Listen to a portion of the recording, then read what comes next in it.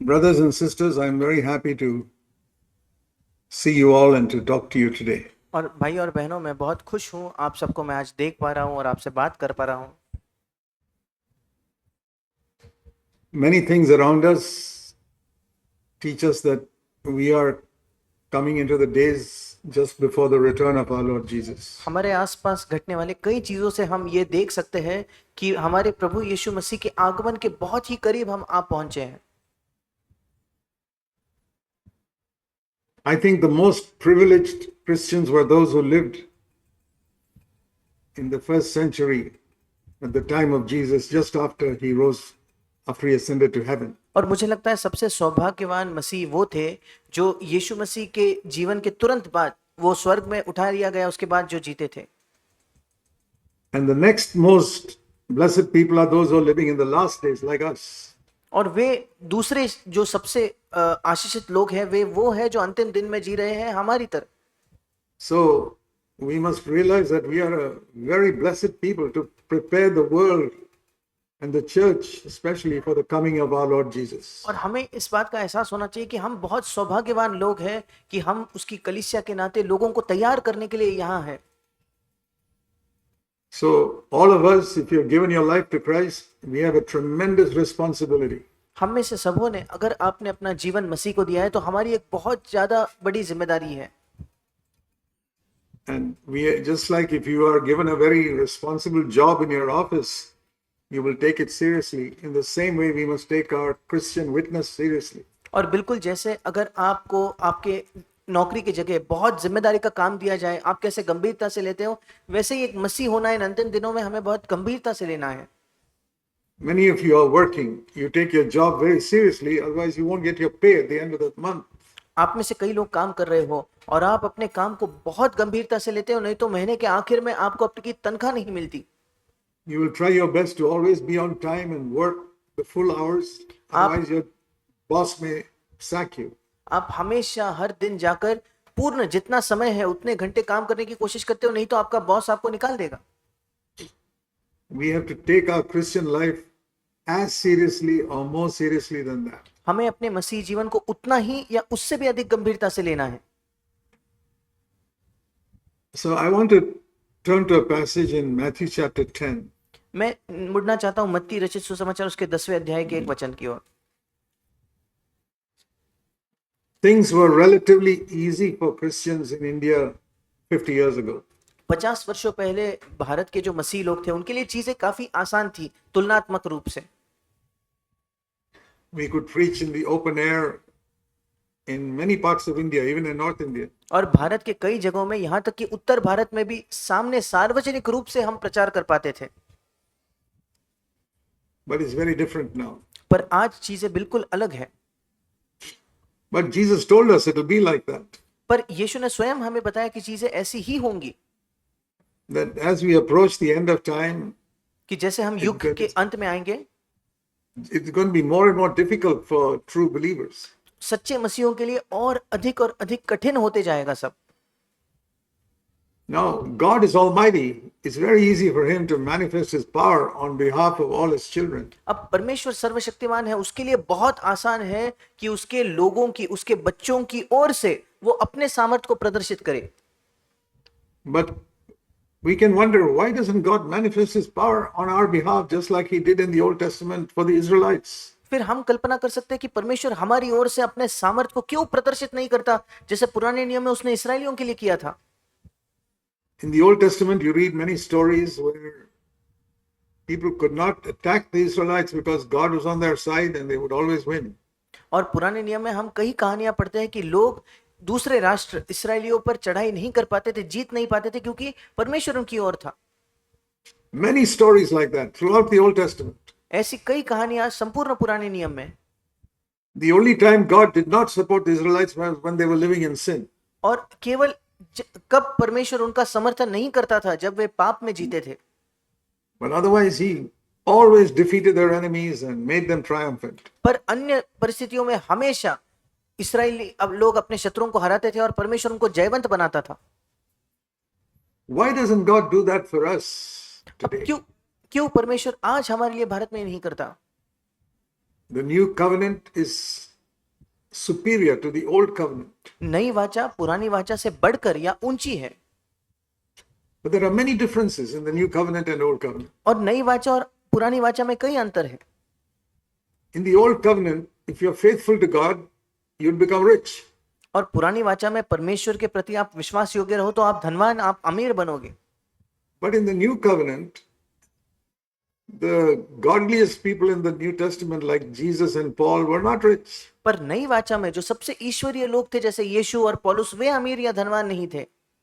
And all the apostles, great men of God, were all poor. और सारे जो प्रेरित हैं परमेश्वर के महान जन, वे सब के सब गरीब थे। But in the Old Testament, people like David and Solomon were so wealthy, they were some of the richest people in the world. पर पुराने नियम में दाऊद और सुलेमान जैसे लोग इतने अमीर थे कि शायद संसार के सबसे धनवानों में उनका नाम था। So there is a lot of difference in the new covenant and the old covenant. और इसलिए पुरानी वाचा में और नई वाचा में बहुत ज्यादा अंतर है।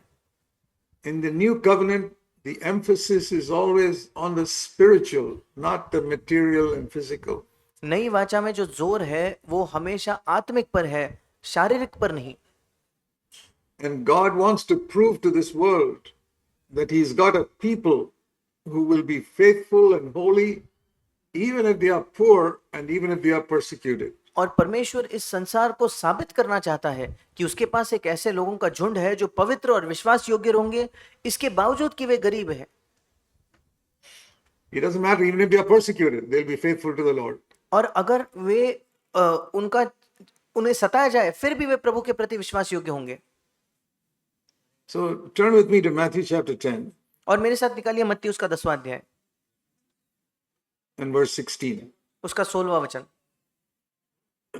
I think this is a very relevant verse for Christians in North India today. और मुझे लगता है कि आज उत्तर भारत में जो मसीह है उनके लिए बहुत ही ज्यादा ये वचन लागू होता है। See Matthew 10:16. I send you out as sheep in the midst of wolves. मत्ती 10:16, मैं तुम्हें भेड़ों के समान भेड़ियों के बीच में भेजता हूं। My dear brothers and sisters, मेरे प्रिय भाई और बहनों, you have come from many parts of North India. आप लोग उत्तर भारत की कई जगहों से यहाँ एकत्रित हुए हो। As you go back home, what is the Lord saying to you? जब आप घर लौट कर जाते हो तो प्रभु आपसे क्या कह रहा है? I'm sending you out as sheep in the midst of wolves. मैं तुम्हें भेड़ों के समान भेड़ियों के बीच भेज रहा हूं। What can a sheep do when a wolf comes? अब एक भेड़ क्या ही कर सकता है जब भेड़िया सामने आ जाए तो? Even 100 sheep coming together, one wolf can tear them apart. अगर 100 भेड़े भी एक साथ एकत्रित हो जाए पर एक भेड़िया उन्हें फाड़ खा सकता है। And you may feel that your church is like that. और आपको लग सकता है कि आपकी कलीसिया ऐसी है। You say, why didn't the Lord make us like wolves and the people in the world like sheep? और हम सोच सकते हैं कि क्यों परमेश्वर ने हमें भेड़ियों के समान नहीं बनाया और संसार के लोगों को भेड़ों के समान नहीं बनाया? Because God does not manifest His power in the church through physical strength and power. क्योंकि परमेश्वर कलीसिया में अपने सामर्थ को शारीरिक बल से या शारीरिक सामर्थ्य से प्रदर्शित नहीं करता। Old Testament, it was like that. पुरानी वाचा में ऐसा था। When God was with the Israelites, they had power to defeat all their enemies. जब परमेश्वर इसराइलियों के साथ होता था तो उनके पास सामर्थ्य थी कि सब शत्रुओं को वे हरा दे। But in the New Testament, when God was with His servants, they were persecuted by their enemies. पर नई वाचा में जब परमेश्वर अपने सेवकों के साथ था तो उनके शत्रुओं के द्वारा उनका सताव किया गया। It is the opposite of the old covenant. पुरानी वाचा के ये बिल्कुल विपरीत है। If you are unfaithful to God in the old covenant, the enemies defeated you. पुरानी वाचा में परमेश्वर के प्रति आप अगर अविश्वास योग्य रहे तो शत्रु आपको हरा देते थे।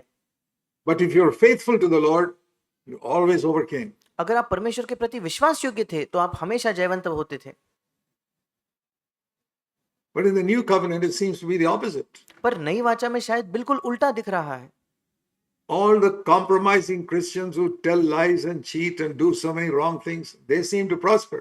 और सारे मसीह जो झूठ कहते हैं, समझौता करते हैं, ऐसा दिखाई पड़ता है कि वे लोग बहुत ज्यादा उनके अंदर अच्छा आर्थिक वृद्धि हो रही है। And they make money and seem to be getting off well off in the world. और ऐसा दिखाई पड़ता है कि अच्छा पैसा कमा रहे हैं, संसार में अच्छे से जीवन जी रहे हैं, And those who are faithful to the Lord seem to very often be poor and struggling. और कई लोग जो प्रभु के प्रति विश्वास योग्य है, ऐसा लगता है कि वे गरीब भी हैं और संघर्ष भी कर रहे हैं। It was like that in the first century too. पहले शताब्दी में बिल्कुल ऐसा ही था।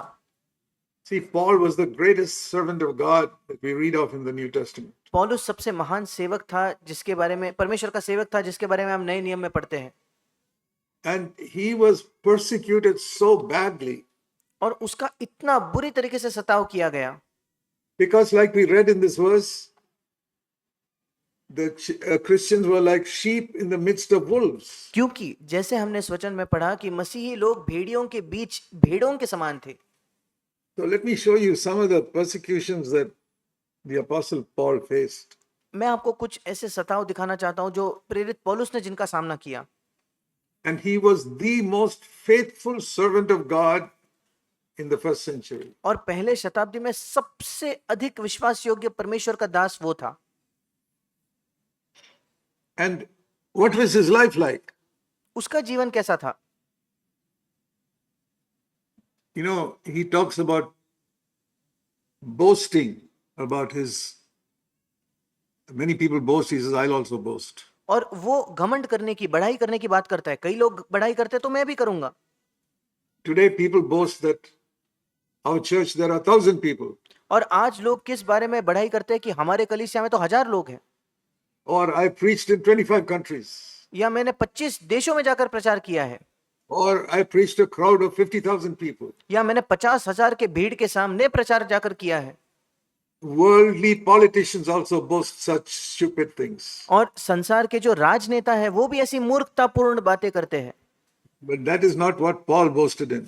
पर पौलुस ने इन बातों में बढ़ाई या घमंड नहीं किया। Paul also established churches, but he never boasted about that. पौलुस ने भी कलीसियाओं को स्थापित किया, पर उसने इन बातों में घमंड या बढ़ाई नहीं की। So turn with me to 2 Corinthians 11. मेरे साथ निकालिए दूसरा कुरिन्थियों का 11वां अध्याय। And he says in verse 18, 18 वचन में वो कहता है, since 2 Corinthians chapter 11, 2 Corinthians 11 verse 18. दूसरा कुरिन्थियों 11वां अध्याय 18 वचन। He says, since many people are boasting according to the flesh, I will also boast. जबकि बहुत से लोग शरीर के अनुसार घमंड करते हैं तो मैं भी घमंड करूंगा। How is he boasting? वो कैसा घमंड करता है? He says, compared to these other preachers, verse 21, I look like a weak person compared to them. और 21 वचन में वो कहता है कि इन दूसरे प्रचारकों की तुलना में मैं तो बड़ा निर्बल दिखाई पड़ता हूं। But let me tell you about what I boast about. पर मैं किस बारे में घमंड करूंगा मैं आपको बताना चाहता हूं। Now turn to verse 23. 23 वचन निकालिए। Are they servants of Christ? क्या वे भी I'm also more a servant of Christ. क्या वे ही मसीह के सेवक हैं? मैं उनसे अधिक, मैं भी मसीह का सेवक हूं। In what way? किस तरीके से? More labor, more imprisonment, beaten more often than them, often in danger of death. अधिक परिश्रम करने में, बार बार कैद होने में, कोड़े खाने में, बार बार मृत्यु के जोखिमों में। My dear brothers and sisters, मेरे प्रिय भाई और बहनों, some of you think you're very spiritual, perhaps. आप में से कुछ लोगों को लगता होगा कि आप बहुत आत्मिक हो। Why? क्यों? Because you can sing well, क्योंकि आप अच्छा गाना गा सकते हो, or you can preach well, या आप अच्छा प्रचार कर सकते हो, or you're an elder with 40, 50, 60, 100 people in your church. या आप एक प्राचीन हो और आपके कलीसिया में 40, 50, 60, 100 लोग आते हैं। Are these the things you boast in? क्या ये वो चीजें हैं जिनमें आप घमंड करते हो? Please compare yourself with, or maybe you boast that you travel to other places also to encourage some of the other churches in your locality. या आप इस बात में घमंड करते हो कि आप अलग अलग जगहों पर सफर करके आपके आसपास की दूसरी कलीसियाओं को प्रोत्साहित करते हो। Or maybe you know the Bible so well that you consider yourself to be a great Bible teacher or a prophet. या आप बाइबल को इतना अच्छे से जानते हो कि आपको लगता है कि आप एक महान बाइबल के प्रचारक हो या भविष्यद्वक्ता हो। Okay, let us compare ourselves with Paul. आइए हम अपनी तुलना पौलुस से करें। He says, I have been imprisoned more than all of you. और वो कहता है मैं आप सबसे ज्यादा बार कैद खाने में बंद हुआ। Verse 23, I have been beaten more often than you. 23 वचन, आपसे ज्यादा बार मैंने कोड़े खाए हैं। I have often been in danger of death in my serving the Lord. और प्रभु की मेरी सेवकाई में मैं कई बार मृत्यु के जोखिम में रहा हूं। Now, often in danger of death, not just once or twice. और कई बार बार मृत्यु के जोखिम में, ये नहीं कि कभी कभार। And because I preached the gospel, verse 24, 5 times I got 39 lashes. और क्योंकि मैं सुसमाचार का प्रचार करता हूं, 24 वचन कहता है 5 बार मैंने 39 कोड़े खाए हैं। He's showing us what type of servant of God he was. और वो हमें दिखा रहा है कि किस प्रकार का परमेश्वर का दास वो था। He was beaten more than others. वो दूसरों से ज्यादा मार उसने खाया था। That was his glory. ये उसकी महिमा थी That he is beaten more than others and imprisoned more than others. कि दूसरों से ज्यादा उसने मार खाया है, दूसरों से ज्यादा वो बंदीगृह में रहा है। And he says further in verse 25, I was beaten with rods 3 times. आगे वो 25 वचन में कहता है 3 बार मैंने बेते खाई, मतलब लोहे की छड़ी से मैंने मार खाया है। Once I was stoned and he almost died. एक बार मुझ पर पथराव हुआ और लगभग उसकी मृत्यु ही हो गई। And then he says 3 times I was shipwrecked. और फिर वो कहता है 3 बार जहाज जिन पर मैं चढ़ा था टूट गए। See, he traveled in a ship to preach the gospel, not to make money. और वो उस जहाज में जाता था सुसमाचार प्रचार करने के लिए, पैसा कमाने के लिए नहीं। Today we don't travel in ships. आज हम जहाज में नहीं जाते, We travel in planes and buses. और हम एरोप्लेन्स में या बस में सफर करते हैं। So imagine if you said something like this. कल्पना करके देखिए कि पौलुस अगर ऐसा कुछ कहता तो। 3 times I had a car accident while I went to preach the gospel. और वो कहता कि 3 बार मेरे कार का एक्सीडेंट हो गया जब मैं प्रचार करने गया था। Or 3 times my plane crashed where I went to preach the gospel. या 3 बार मेरा हवाई जहाज क्रैश हो गया जब मैं सुसमाचार प्रचार करने गया। And once I was thrown out in the ocean, verse 25, and a whole night and a day I was in the ocean, swimming, struggling for my life. 25 वचन के अंतिम भाग में एक बार मैं समुद्र में फेंक दिया गया था जहाज टूटने की वजह से, और एक रात मैंने समुद्र में ही काटा था अपना जीवन बचाने के संघर्ष में तैरते हुए। Imagine being 12 hours in an ocean and struggling for life. कल्पना करके देखिए कि 12 घंटे किसी महासमुद्र में आप फंसे हो, जीवन के लिए संघर्ष कर रहे हो। My dear brothers, I'm reading this to you to show you the things that we complain about are so foolish and stupid compared to Paul's life. मेरे भाई और बहनों, मैं ये सारी चीजें आपके लिए इसलिए पढ़ रहा हूं कि जिन बातों की शिकायत हम अपने जीवन में करते हैं वो ऐसी छोटी और मामूली सी है, मूर्ख है पौलुस के जीवन में जो हुआ उसकी तुलना में। Anytime I think that I'm serving the Lord, I read this passage. जब कभी मुझे लगता है कि मैं प्रभु की सेवकाई कर रहा हूं, मैं इस संदेश को पढ़ता हूं, इस वचन को पढ़ता हूं। A lot of people praise me as a servant of the Lord. कई लोग मेरी स्तुति करते हैं कि मैं परमेश्वर का सेवक हूं इसलिए। I go to this passage and say, Lord, I know what I am, and I compare myself to Paul. मैं इस वचन को पढ़ता हूं और कहता हूं, प्रभु मैं जानता हूं मैं क्या हूं, जब मैं तुलना अपनी पौलुस से करता हूं तो। I read this list and I have not experienced even one of those things. और मैं जब इस सूची को पढ़ता हूं इसमें से एक चीज का भी अनुभव मैंने नहीं किया है। I say, where am I compared to this mighty servant of God? और मैं कहता हूं इस परमेश्वर के महान सेवक की तुलना में मैं हूं ही कहां। I'm reading this to you, dear brothers, because it's very easy for us when we do a little bit of service for the Lord to think that we are very great servants of God. मैं आपके लिए ये सारी चीजें इसलिए पढ़ रहा हूं मेरे प्रिय भाई और बहनों, क्योंकि हम जब प्रभु के लिए छोटी सी सेवकाई करते हैं तो हमारे लिए बड़ा आसान हो जाता है सोचना कि हम परमेश्वर के महान सेवक हैं। And the great danger there is that when we get puffed up, God's grace is withdrawn from us. और बड़ा धोखा तब ये होता है जब हम घमंड से फूल जाते हैं तो परमेश्वर का अनुग्रह हमसे दूर हो जाता है। Now, we would think that all this is enough suffering. और हम सबको लगेगा ये सब तो पर्याप्त है पीड़ा के तौर पर। No, he says, I've got some more things to boast about. वो कहता है नहीं नहीं, और कुछ चीजें हैं जिसमें मैं बढ़ाई करना चाहता हूँ।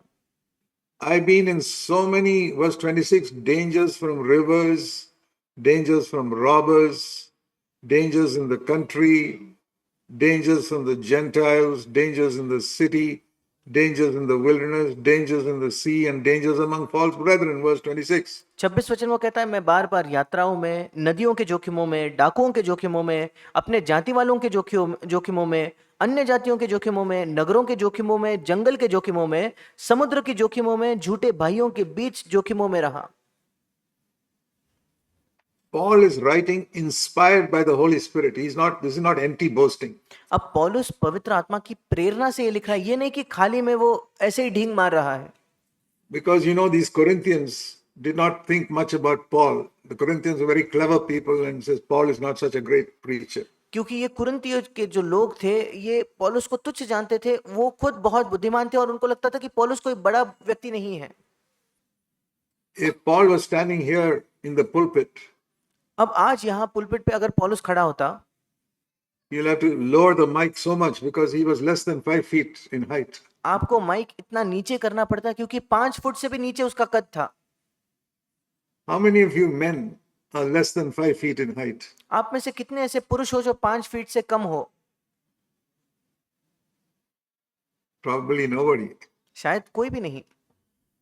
Paul was a very short man, पौलुस एक बहुत ही छोटे कद का व्यक्ति था, very, very small. बहुत ही छोटा, And he was bald और वो गंजा था, and he had a hooked nose. और उसका नाक टेढ़ा था। He was not an impressive personality like some film star. बड़ा प्रभावशाली सा व्यक्तित्व किसी चलचित्र के अभिनेता के समान उसका नहीं था। Why did God make his greatest servant so ugly looking? अब क्यों परमेश्वर ने अपने सबसे महान सेवक को इतना अजीब दिखने वाला या बुरा दिखने वाला बनाया? Because he said, this man is going to show the glory of Christ, not the glory of Paul. क्योंकि प्रभु ने कहा ये व्यक्ति मसीह की महिमा को, ना कि पौलुस की महिमा को प्रदर्शित करने वाला है। And that is a challenge that comes to me. I'm not to show how wonderful Zach Poonen is, but to show how beautiful Jesus is. और यही चुनौती मेरे पास आती है। मैं यहाँ इसलिए नहीं हूँ कि मैं ये प्रदर्शित करूँ कि जैक पूनन कितना सुंदर है, मैं यहाँ इसलिए हूँ कि ये प्रदर्शित कर पाऊँ कि यीशु कितना सुंदर है। Not how clever Zach Poonen is, but how glorious Jesus Christ is. ये नहीं कि जैक पूनन कितना चतुर, कितना बुद्धिमान है, बल्कि ये कि मसीह यीशु कितना महिमामय है। So many preachers today are comparing themselves with other preachers and thinking they are better or they have done more for the Lord. और आज कई प्रचारक हैं जो अपनी तुलना दूसरों से करते हैं, उन्हें लगता है कि वो बेहतर है, उन्होंने प्रभु के लिए बड़ी-बड़ी चीजें की हैं। Or you look at your church and you compare yourself with other church and you think yours is better. या आप अपनी कलीसिया की तुलना किसी और कलीसिया से करते हैं और आपको लगता है कि आपकी कलीसिया बेहतर है। There's so much of pride in us that we don't even see. हमारे अंदर इतना घमंड है जो हम देख भी नहीं पाते। We really need to learn how to humble ourselves. हमें वाकई ये सीखने की आवश्यकता है कि हम अपने आप को कैसे नम्र करें। I've been a Christian for 66 years. 66 वर्षों से मैं एक मसीही रहा हूं। And I'll tell you honestly, my greatest pursuit is not to be a better preacher, but to be more humble like Jesus Christ. और मैं आपको बताना चाहता हूं ईमानदारी से कि मेरी सबसे बड़ी चाहत या खोज ये नहीं है कि मैं महान प्रचारक बनूं, बल्कि मैं अधिक और अधिक मसीह जैसा बनूं। Dear brothers and sisters, don't seek to be great preachers or great in any way in the world. मेरे प्रिय भाई और बहनों, इसकी खोज ना करें कि आप महान प्रचारक बनो या इस संसार में किसी तरीके से महान बनो, Or great in the church. या कलीसिया में महान बनने की चाहत न रखें। One passion in life must be, I want to be like little more like Jesus every day. और आपके जीवन का एक मात्र ध्येय और लालसा यही होनी चाहिए कि प्रतिदिन कुछ और मात्रा में मैं मसीह जैसा बनना चाहता हूं। I want to be more pure in my thinking. मैं अपने विचारों में और थोड़ा शुद्ध होना चाहता हूं। I want to have more control over my tongue. मैं चाहता हूं कि अपने जबान पर थोड़ा और काबू में पाऊं। I want to have more compassion in my heart for the poor and weak brothers in my churches. मेरे कलीसिया के जो गरीब और निर्बल भाई हैं उनके लिए थोड़ा और तरस मेरे मन में आए। I want to have a little more thinking about how I can help some brother or sister in our churches. मैं चाहता हूं कि प्रतिदिन मैं थोड़ा और सोच पाऊं कि हमारे कलीसिया के भाई बहनों की मैं सहायता कैसे करूं। And I want to see where I'm coming short of Christ likeness. और मुझे ये देखना होगा कि कहां मैं मसीह जैसे बनने में कम पड़ रहा हूं। So every day when I get up in the morning, और इसलिए प्रतिदिन जब मैं सुबह उठता हूं, before I get out of bed, मैं बिस्तर से बाहर निकलने से पहले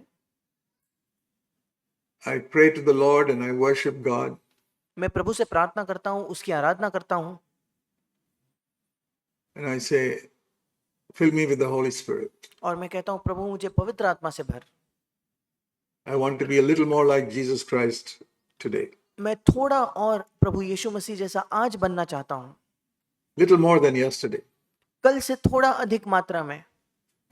Will you pray that prayer in क्या future आप- when you get up in the morning? क्या आप ये प्रार्थना प्रतिदिन करोगे क्या जब आप सुबह उठोगे? Right from tomorrow onwards. कल से शुरू करके Before you get out of your bed, अपने बिस्तर से निकलने से पहले, as soon as your eyes are open, जैसे ही आपकी आंखें खुलती है, before you get out of bed, अपने बिस्तर से निकलने से भी पहले look up ऊपर देखिए, and say, Heavenly Father, कहिए स्वर्गीय पिता, thank you that you're my daddy. धन्यवाद कि तू मेरा पापा है। I want you to fill me with the Holy Spirit today. मैं चाहता हूं कि आज तू मुझे तेरे पवित्र आत्मा से भर, Make me more like Jesus मुझे और थोड़ा यीशु जैसा बना and make me a bold witness for you. और तेरे लिए एक निडर ऐसा गवाह बना। I'm not seeking anything in the world.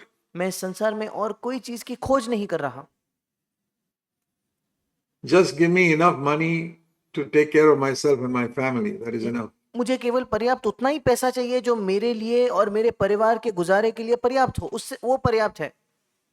I don't want to live a very luxurious life. मैं बड़े ऐशो आराम का जीवन नहीं जीना चाहता, I want to live a simple life like Jesus lived. मैं यीशु की तरह एक साधारण सा जीवन जीना चाहता हूं, But I want to be a bold witness for Jesus Christ. पर एक हियाव भरा निडर गवाह मैं प्रभु यीशु मसीह के लिए होना चाहता हूं। I want the light of Christ to shine through me today. मैं चाहता हूं कि आज प्रभु यीशु की ज्योति मुझसे चमके। And if there's somebody I should speak to about Jesus today, please bring me in touch with them and give me the words to speak. और अगर कोई है जिससे आज मुझे यीशु के बारे में कुछ कहना है तो उन्हें मेरे संपर्क में लाना प्रभु, और मुझे शब्द देना कि मैं उनसे कह पाऊं। Your life will change completely if you start every day like that. आपका जीवन संपूर्ण तौर पर बदल जाएगा अगर आप प्रतिदिन ऐसी शुरुआत करो तो। You may not become the most famous Christian in the world, शायद आप इस संसार के सबसे जाने माने लोकप्रिय मसीह ना बनो, but you'll have great joy when Christ comes back. पर आपको बड़ा आनंद होगा जब मसीह लौट कर आएगा। Let me tell you some more things that Paul went through. मैं आपको कुछ और चीजें बताना चाहता हूं जिसको पौलुस ने सामना किया। I'm mentioning this because so many Christians are boasting nowadays of many preachers are boasting about many earthly things. और मैं ये सब इसलिए कह रहा हूं क्योंकि आज कई मसीही और कई प्रचारक भी कई पृथ्वी की भौतिक वस्तुओं के विषय में बढ़ाई करते हैं। So here he says in verse 27, यहाँ 27 वचन में पौलुस कहता है, I've been through many sleepless nights. मैं कई बार जागते जागते मतलब बिना नींद का मैंने रात काटा है। You know, there are many people who go through sleepless nights in order to make money. अब कई लोग बिना नींद के पूरे रात भर जगते हैं पैसा कमाने के लिए, But he went through sleepless nights because he was praying for people. पर वो इसलिए बिना नींद का पूरा रात काटता था क्योंकि वो लोगों के लिए प्रार्थना कर रहा था। Or he was carrying a burden for some church in the middle of the night and he couldn't get sleep. क्योंकि रात के बीच में किसी कलीसिया के लिए एक ऐसा बोझ उस पर आता था कि वो सो नहीं पाता था। Or he was thinking about how to help some brother in the church who was in need and thinking about that, he couldn't sleep. और फिर वो अचानक सोचता था किसी भाई के बारे में कलीसिया में जो जरूरतमंद था और उसी के बारे में सोचकर कैसे सहायता करे, वो नींद में वो सो नहीं पाता था। Not one night, it says here many sleepless nights. और एक रात की बात नहीं है, कई बार उसने बिना नींद की रात काटी है। And he says, I was often in hunger and thirst. और वो कहता है कई बार भूख और प्यास में मैंने दिन काटा है। That means some places where he went to preach the gospel, he could not get enough food to eat and not even water to drink sometimes. और कभी कभी जहां वो प्रचार करने जाता था सुसमाचार का, उसे पर्याप्त भोजन नहीं मिलता था खाने के लिए, कभी कभी पीने के लिए पर्याप्त पानी तक उसे नहीं मिलता था। And verse 27, last part, often without food. 27 वचन अंतिम भाग वो कहता है कई बार उपवास करने में। He's not saying I missed one meal because I had to preach the gospel. वो ये नहीं कह रहा कि मैंने एक बार का खाना छोड़ दिया क्योंकि मेरे को सुसमाचार प्रचार करना था। Often वो कह रहा I है, could not have food because I was preaching the gospel. वो कहता है बार बार मैं खाना नहीं खा पाता था क्योंकि मैं सुसमाचार प्रचार कर रहा था। And I was often in cold where I did not have warm clothing to cover me. और कई कई बार मैं जाड़े में मतलब ठंड ठंड में रहा था जहां मेरे पास पर्याप्त गर्म कपड़े नहीं थे खुद को ढकने के लिए। Okay, this is a big list of all these physical sufferings Paul had. ये बड़ी सूची है सारी शारीरिक समस्याओं की जिनका सामना पौलुस ने किया। And then he says, I'll tell you the biggest burden I had, more than all these things that I've listed. और फिर वो कहता है अब मैं आपको बताता हूं सबसे बड़ा बोझ जो मेरा है, जो भी मैंने आपसे अब तक कहा उससे भी बड़ा। Verse 28. 28 वचन, Apart from these external things, the daily pressure of concern for all the churches. और सब कलीसियाओं की चिंता प्रतिदिन मुझे दबाती है। Every day, प्रतिदिन he had a burden in his heart. Burden. उसके हृदय में एक बोझ होता, बोझ बोझ बोझ। And what was he thinking about in his heart? और वो अपने हृदय में किस बारे में सोच रहा होगा?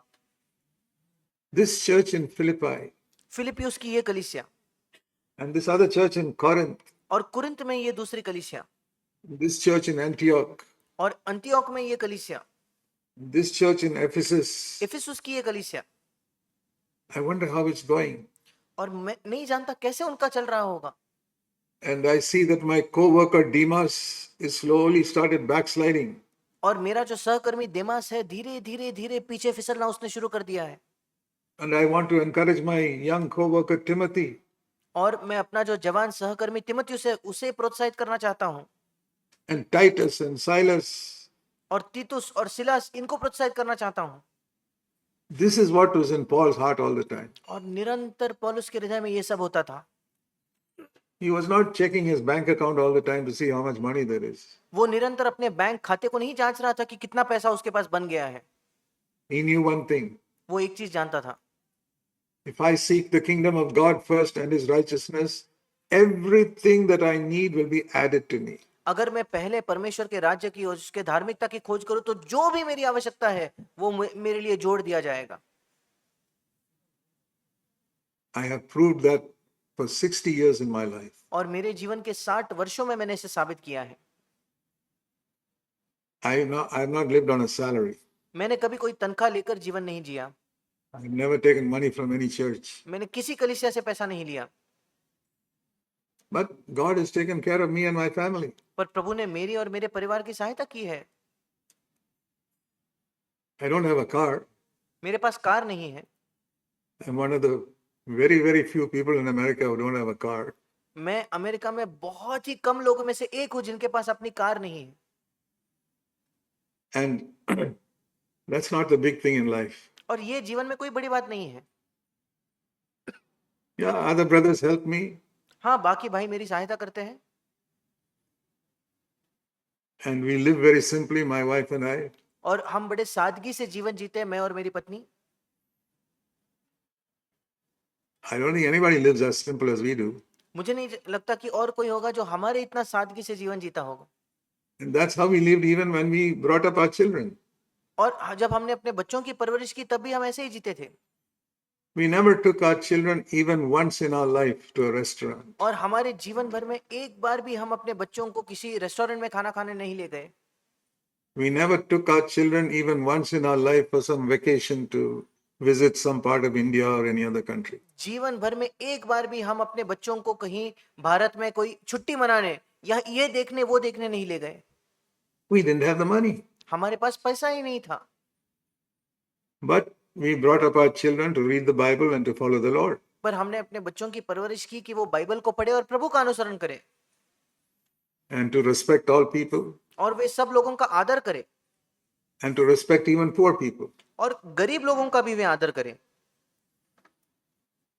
These are the things we should seek to teach our families. और ये वो चीजें हैं जिसकी हमें खोज करनी है अपने परिवार को सिखाना। And if we are a witness for Christ like that, sorry uncle, can you repeat?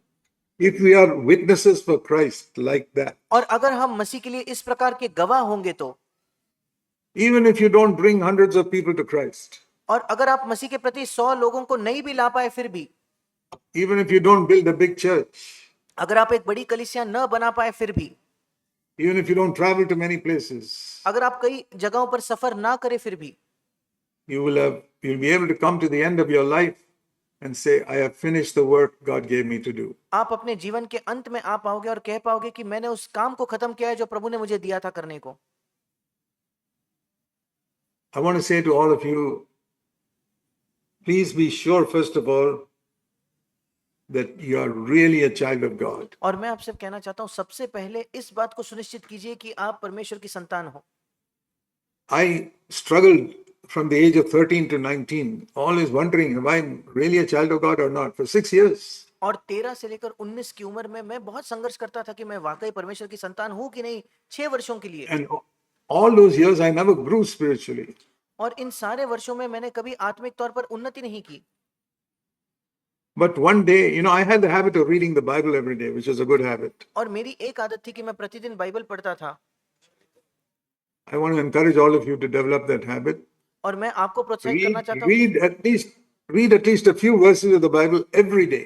मैं आपको प्रोत्साहित करना चाहता हूँ कि आप भी बाइबल को पढ़िए, कुछ वचन बाइबल के प्रतिदिन पढ़िए।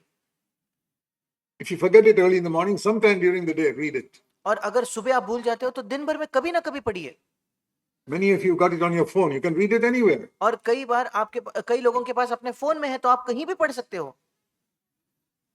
I used to carry a small New Testament in my pocket even when I travel in the bus or train in those days. उन दिनों जब मैं बस या ट्रेन में सफर करता था तो मैं अपने जेब में एक पॉकेट न्यू टेस्टामेंट लेकर जाता था।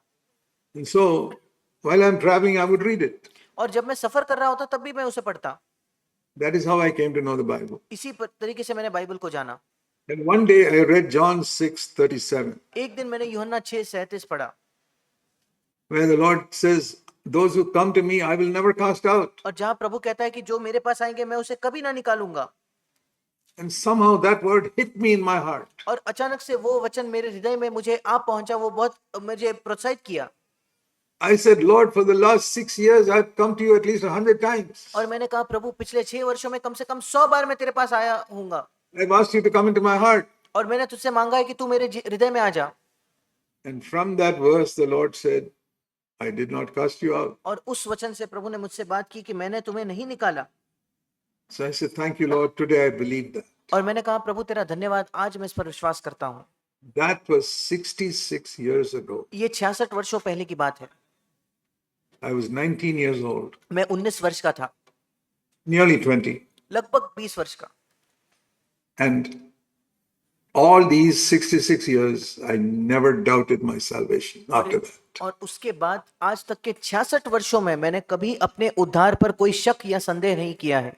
You must come to that place definitely, that surely you believe that Jesus Christ has accepted you. आपको उस स्थान पर निश्चित तौर पर आना है कि निश्चित तौर पर यीशु ने आपको स्वीकार किया है। It says here, read this verse. If you come to me, I will not cast you out. इस वचन को पढ़िए, वो लिखता है कि अगर मेरे पास कोई आएगा तो मैं उसे अपने आप से न निकालूंगा। Is there any young child here who came to Jesus? क्या यहाँ कोई जवान बच्चा है क्या जो यीशु के पास आया है? I want to speak to your children. मैं आप बच्चों से बात करना चाहता हूँ। Have you asked the Lord Jesus to come into your heart? क्या आपने प्रभु यीशु से कहा है कि वो आपके हृदय में आ जाए?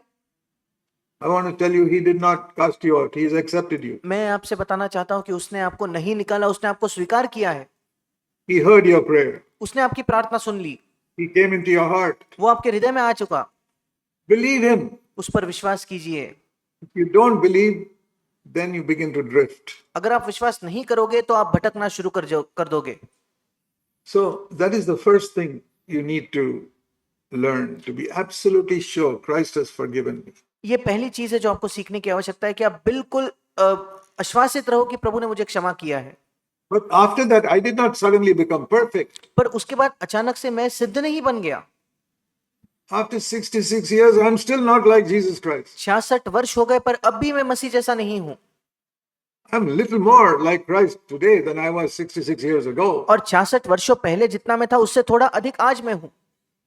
But when I see the glory of Christ, I see how far I am from likeness to Him. पर जब मैं यीशु की महिमा देखता हूं, मैं देखता हूं कि उसके स्वरूप से मैं कितना दूर हूं।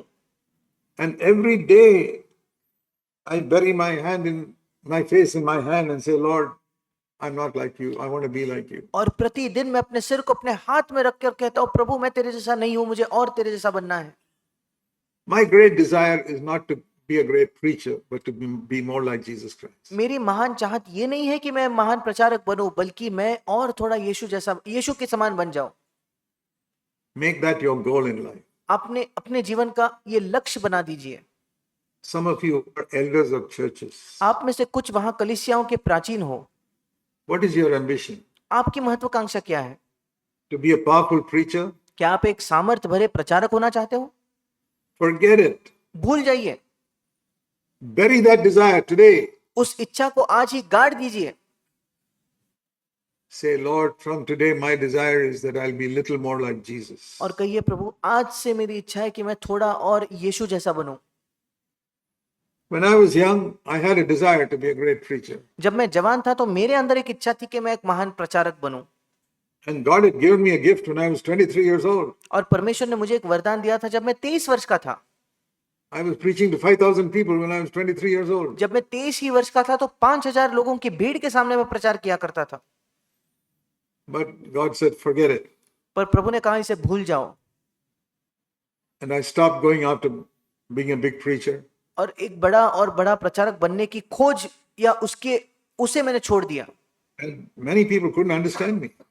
कई लोग मुझे समझ नहीं पा रहे थे।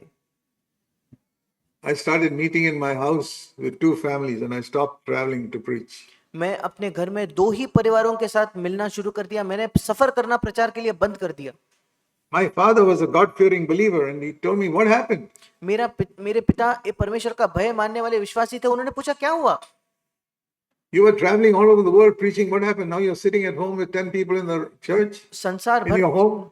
संसार भर तुम सफर करते थे, प्रचार करते फिरते थे, आज तुम घर में 10 लोगों को लेके बैठे हो।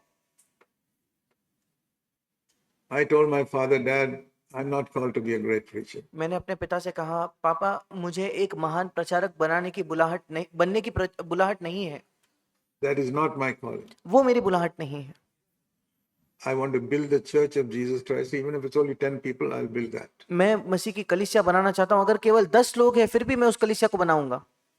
I want to build people like a body. मैं लोगों को एक शरीर के रूप में बनाना चाहता हूं। I have no desire that these 10 people should now become 100 people or 1,000 people. मेरे अंदर कोई चाहत नहीं है कि ये 10 लोग अब 100 लोग बन जाए या 1000 लोग बन जाए। So I said, Lord, these few people are meeting in my house. Let me make them into one body. और मैंने कहा, प्रभु ये 10 लोग मेरे घर में मिल रहे हैं, मैं उनको एक शरीर के तौर पे बनाना चाहता हूं। That we function together, love one another. कि हम एक दूसरे से प्रेम करते हैं, एक साथ हम कार्य करते हैं। So that not that after 10 years we don't glory, oh, we have become 100 people. कि ये नहीं कि 10 साल बाद हम महिमा करें कि देखो अब हम 100 लोग बन गए हैं। Maybe after 10 years we are still 10 people, but we are functioning as a body now. शायद 10 साल के बाद हम 10 ही लोग रहे, पर आज हम एक शरीर की तरह काम करना शुरू कर दिया है। My goal became quality, not quantity. और मेरा लक्ष्य उसके बाद गुणवत्ता बन गया, संख्या नहीं। See, many churches, there are so many members, but they are not working together like a body. और कई कलीसियाओं में इतने सारे लोग तो है, पर वे एक शरीर बनकर काम नहीं कर रहे। Old Testament, they had a big group, 2 million people, it was a congregation. पुराने नियम में उनके पास एक बड़ा झुंड होता था, 2 लाख लोगों का। वो एक मंडली, एक कांग्रेगेशन, लोगों का झुंड था केवल। 20 lakhs of people. 20 लाख लोग। What a big church that was. कितनी बड़ी कलीसिया वो था। But they were all fighting with each other and God was very unhappy with them. पर वे सब एक दूसरे से लड़ाई झगड़ा कर रहे थे। परमेश्वर उनसे बहुत ज्यादा नाखुश था। There are many churches like that today also, very big churches, but God is unhappy with them. और आज भी ऐसे कई कलीसियाएं, बहुत बड़ी कलीसियाएं, पर प्रभु उनसे नाखुश है। But then he finds some other place there are only 10 people, but they are working together like a body. पर फिर प्रभु किसी और जगह देखता है 10 ही लोग हैं, पर वे एक शरीर बनकर काम कर रहे हैं। They don't fight with each other. वे एक दूसरे से लड़ाई झगड़ा नहीं करते, They don't speak against each other. वे एक दूसरे से बात नहीं करते, They don't sit at home and gossip about others. वे घर पर बैठकर दूसरों से चुगली नहीं करते, The families, husbands or wives are not fighting with each other. और परिवार में पति पत्नी एक दूसरे से लड़ाई झगड़ा नहीं कर रहे। And their children all growing up in a God-fearing way. उनके बच्चे ईश्वरीय तरीके से बड़े हो रहे हैं, Their children are a testimony for Christ in the school. और उनके बच्चे स्कूल में एक गवाह बन रहे हैं। And the fathers in these homes don't make a lot of money, but they are very faithful to the Lord. और इन घर में जो पिता है वो बहुत पैसा नहीं कमाते, पर परमेश्वर के प्रति विश्वास योग्य है। That is a real church. ये एक सच्ची कलीसिया है। Maybe 10, 20, 30 people. शायद 10, 20, 30 लोग, And the Lord says, I'm happy with that church. और परमेश्वर कहता है मैं उस कलीसिया से खुश हूँ। And he can look at another church with 500, 600 people and he says, I'm not so happy with that. और हम दूसरे किसी कलीसिया को प्रभु दूसरे किसी कलीसिया को देख सकता है शायद जिसमें 500-600 लोग हैं, वो कहेगा मैं इससे खुश नहीं हूँ। See, dear brothers and sisters, we must see what God values, not what men value. मेरे प्रिय भाई और बहनों, हम उसे देखना है जो जिसका मूल्य परमेश्वर करता है, वो नहीं जिसकी मूल्य लोग करते हैं। Let me turn to 1 John chapter 2. मैं निकालना चाहता हूँ पहला यूहन्ना उसका 2 अध्याय। First of all, 1 John chapter 1, सबसे पहले पहला यूहन्ना पहला अध्याय verse 7. 7वां वचन। If we walk in the light as God is in the light, we have fellowship with God, and the blood of Jesus cleanses us from all sin. पर यदि जैसा वो ज्योति में है वैसा ही हम भी ज्योति में चले तो एक दूसरे से सहभागिता रखते हैं, और उसके पुत्र यीशु का लहू हमें सब पापों से शुद्ध करता है। That is chapter 1, verse 7. 1 यूहन्ना पहला अध्याय 7वां वचन। What do you have to do? आपको क्या करना है? Walk in the light. आपको ज्योति में चलना है। That is the easiest thing even for a little child to do. ये सबसे आसान चीज है जो एक छोटा बच्चा भी कर सकता है। You know what it means? क्या आप जानते हो इसका मतलब क्या है? It means be absolutely honest. इसका मतलब है कि बिल्कुल ईमानदार बने। Even when a child does not know what 2 plus 2 is, जब एक बच्चा ये भी नहीं जानता कि 2 में 2 मिलाना क्या होता है, he can be honest. वो ईमानदार तो हो सकता है। One of the first lessons I taught my 4 children was to always speak the truth. मेरे चारों बेटों को जो मैंने पाठ सबसे पहले जो पाठ पढ़ा उनमें से एक ये था कि हमेशा सच कहो।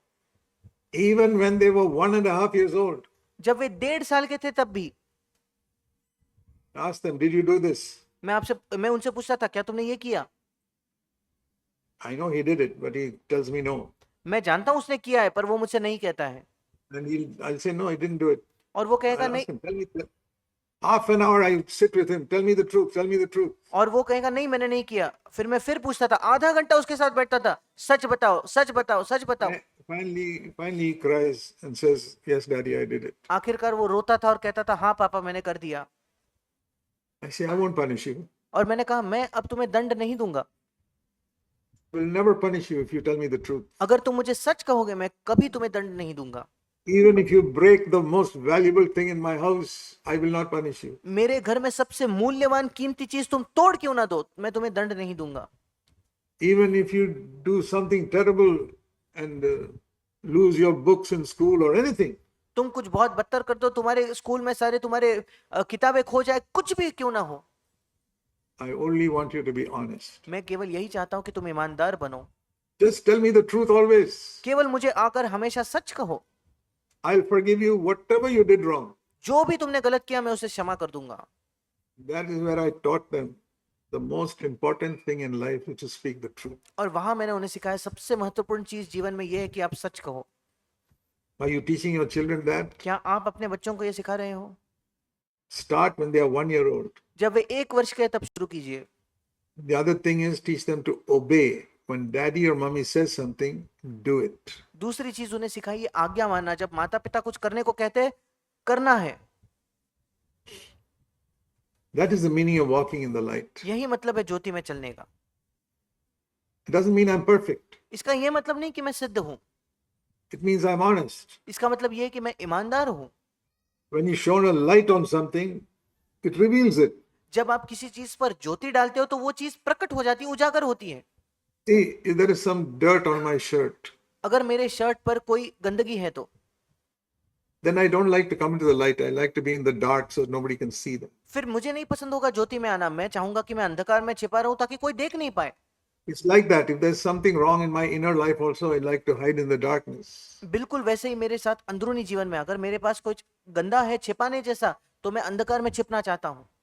Then you can't have fellowship with God. अगर ऐसा है तो आप पिता के साथ संगति नहीं कर पाओगे।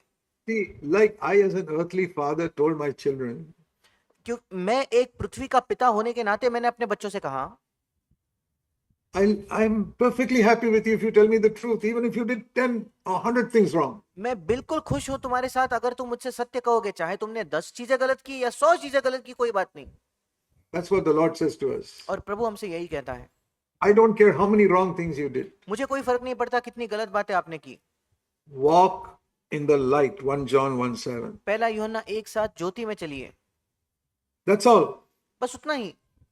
They don't have 25 conditions for fellowship with God. परमेश्वर के साथ संगति करने की 25 शर्तें नहीं लिखी है, One condition. एक ही शर्त है, If we walk in the light, we can have fellowship with God यदि हम ज्योति में चले तो पिता के साथ हमारी संगति होगी, and with Jesus और यीशु के साथ भी, and with one another. और एक दूसरे के साथ भी।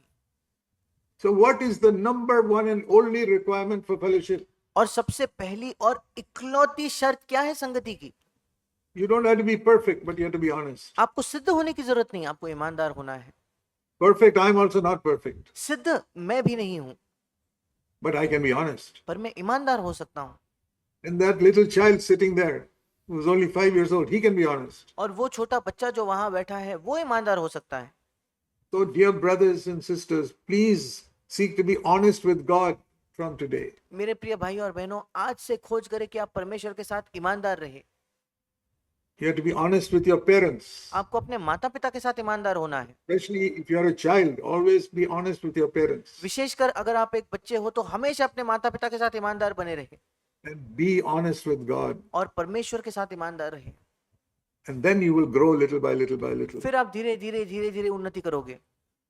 And that is what we must teach everybody in the church. और यही बात हमें कलीसिया में सबों को सिखानी है। If you did something wrong, confess it. अगर आपने कुछ गलत किया तो उसे मान लीजिए, And don't try to hide it. और उसे छिपाने की कोशिश ना करें। There are many things we have to hide from human beings, but don't hide anything from God. कई चीजें हमें मनुष्यों से छिपानी पड़ती है, पर अपने परमेश्वर से कुछ ना छिपाए। And the reason why many people don't have fellowship with God is because they try to hide something from Him. और क्या कारण है कि कई लोगों की परमेश्वर के साथ संगति नहीं है? क्योंकि वे कई चीजें उससे छिपाना चाह रहे हैं। And then once we have fellowship with God, और एक बार परमेश्वर के साथ हमारी संगति होती है तो then we go to 1 John 2 verse 6. फिर हम जाते हैं पहला यूहन्ना 2:6 में, That if you say we are in Christ, we must walk as He walked. अगर हम कहते हैं कि हम मसीह में हैं तो हमें वैसे ही चाल चलनी है जैसे वो चलता था। So the next thing we must do is we must study the life of Jesus and see how He lived so that we can live like Him. फिर अगली चीज जो हमें करनी है वो ये है कि हम यीशु के जीवन की मनन करें कि वो कैसे जीता था, ताकि हम वैसे जी पाए। Did Jesus have any interest in money, making money? क्या यीशु के पास कोई दिलचस्पी थी पैसा कमाने में? No. नहीं। He worked hard as a carpenter to earn enough because he had to support his mother and brothers and sisters. और एक बड़ाई होने के नाते उसने कड़ी मेहनत की, क्योंकि वो अपने माँ का, अपने भाई बहनों का आर्थिक समर्थन करना चाहता था। You know, Joseph had died और यूसुफ की मृत्यु हो चुकी थी। from the age of 18 to 30, 12 years. Jesus worked as a carpenter to support his family. 18 से लेकर 30 की उम्र तक 12 वर्ष यीशु ने काम किया एक बढ़ाई के तौर पर अपने परिवार को उनका गुजारा करने के लिए। His widowed mother, 4 brothers and 2 sisters. उसकी विधवा माँ, उसके 4 भाई और 2 बहन, The 7 children Mary had. 7 बच्चे जो मरियम के थे। Jesus was the eldest. यीशु मसीह सबसे बड़ा था, And he worked hard as a carpenter to support his family. एक बढ़ाई होने के नाते उसने कड़ी मेहनत की अपने परिवार का समर्थन करने के लिए, उनका सहायता करने के लिए। So he's an example for us. और वो हमारे लिए एक उदाहरण है। And you can think how he worked as a carpenter. He must have worked very, very hard. और आप सोच सकते हो कि उसने एक बढ़ाई के तौर पर कैसे काम किया, कड़ी मेहनत उसने की होगी। He had a bigger family than probably all of you. और आप सबसे शायद बड़ा परिवार उसका था। There were 7 members in his family. उसके परिवार में 7 लोग थे। How many of you have got 7 members in your family? आप में से कितने लोग हैं जिनके घर में 7 लोग हैं? Mother plus 6 children माँ और 6 बच्चे, and a widowed mother. और वो भी विधवा माँ। Any of you like that? क्या आप में से कोई ऐसा है क्या? With one widowed mother and 5 brothers and sisters, एक विधवा माँ और 5 भाई बहन और 6 6 brothers and sisters. भाई बहन? No, he had to support them. नहीं, उन्हें यीशु को उनका समर्थन करना था आर्थिक रूप से। There were, all these 7, including him, there were 8 people in that family. और यीशु को मिलाकर कुल मिलाकर 8 लोग थे उस परिवार के अंदर। And he worked like that for 12 years up to the age of 30. और 12 वर्ष तक, 30 की उम्र तक उसने ऐसे काम किया। And you know what the father's testimony was him about his life up to that time? और क्या आप जानते हो पिता की उसके जीवन के विषय में क्या गवाही थी उस समय के बाद? The father had watched him, how he provided for his family, how he worked as a carpenter. पिता ने उसे देखा था कैसे उसने अपने परिवार का समर्थन किया है, गुजारा निकाला है, और कैसे एक बढ़ाई के तौर पर काम किया है। Never preached one sermon. और एक प्रचार भी उसने कभी नहीं किया। And at Jesus' baptism, the father said, I am well pleased with my son. और फिर भी यीशु के बपतिस्मा में पिता ने कहा, मैं अपने बेटे से अति प्रसन्न हूँ। What had Jesus done that made the father say, I am well pleased? यीशु ने क्या ही किया था कि पिता कह सके मैं उससे अति प्रसन्न हूँ? He had only taken care of his family. उसने केवल अपने परिवार की देखभाल की थी। And worked honestly in his job. अपने नौकरी में ईमानदारी से काम किया था। So any of you who are working honestly in your job, taking care of your family, God can say, I'm well pleased with you. और आप में से कोई भी जो ईमानदारी से काम करता है, अपने परिवार की सहायता करता है, तो प्रभु आपके बारे में कहेगा कि वो आपसे अति प्रसन्न है। That is the most important thing as a Christian. ये मसीह होने के नाते सबसे महत्वपूर्ण चीज है। Work hard and support your family. कड़ी मेहनत कीजिए, अपने परिवार का गुजारा कीजिए। In your work, be a faithful witness. और अपने काम की जगह एक विश्वास योग्य गवाह बनिए। Jesus was very faithful in the carpenter shop anyway. He never cheated anybody. यीशु बहुत विश्वास योग्य था उस बढ़ाई की दुकान में, उसने कभी किसी को धोखा नहीं दिया। He helped the poor. वो गरीबों की सहायता करता था। He never fought with anybody. उसने कभी किसी से लड़ाई झगड़ा नहीं किया। He never fought with his 4 brothers and 2 sisters. अपने 4 भाइयों 2 बहनों से उसने कभी लड़ाई नहीं की। That is to be a Christian witness. यही मतलब है एक मसीह गवाह होने का। So there may be more and more persecution in the days to come in North India. शायद आने वाले दिनों में अधिक और अधिक सताव होगा उत्तर भारत में। But let us be a good testimony in our home. पर आइए हम अपने परिवार में एक अच्छी गवाह बने।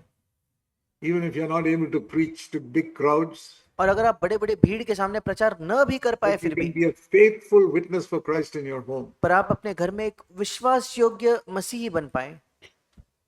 And that will be enough. God will say, well done, good and faithful servant. और वो पर्याप्त होगा। परमेश्वर कहेगा, अच्छा तुमने अच्छा किया मेरे भले और विश्वास योग्य दास।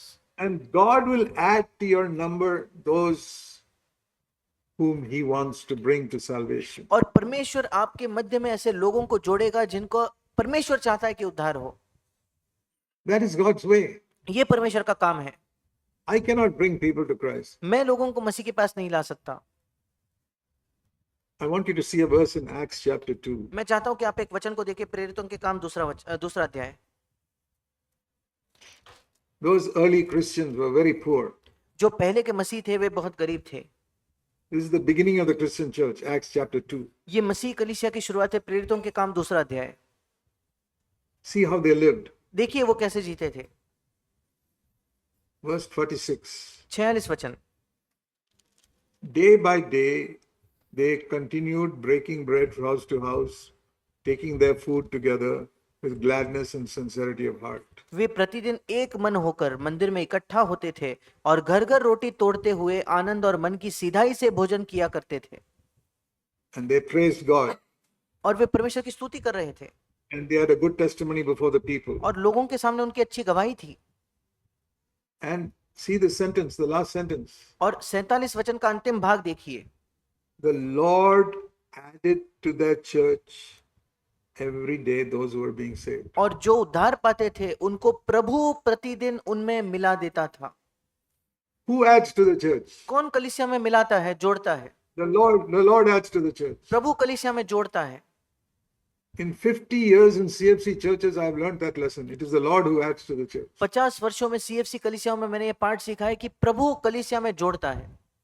I cannot add anybody. मैं किसी को नहीं जोड़ सकता, No matter how hard I preach or work, चाहे मैं कितना भी कड़ी मेहनत क्यों ना करूं, कितना ज्यादा प्रचार क्यों ना करूं।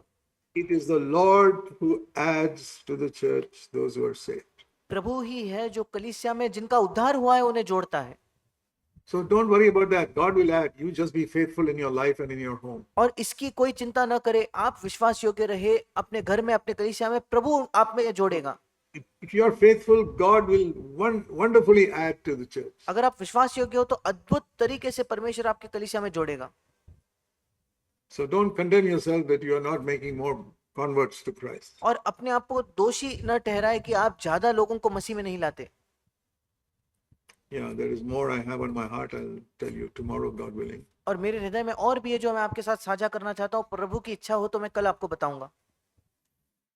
Let us pray. आइए हम प्रार्थना करेंगे।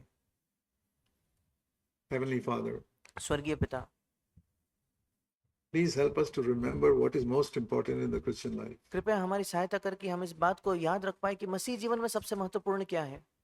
And help us all not to glory and be proud of foolish things. और हमारी सहायता कर प्रभु की मूर्ख बातों के बारे में ना ही हम महिमा करें, ना उसमें बड़ाई या घमंड करें।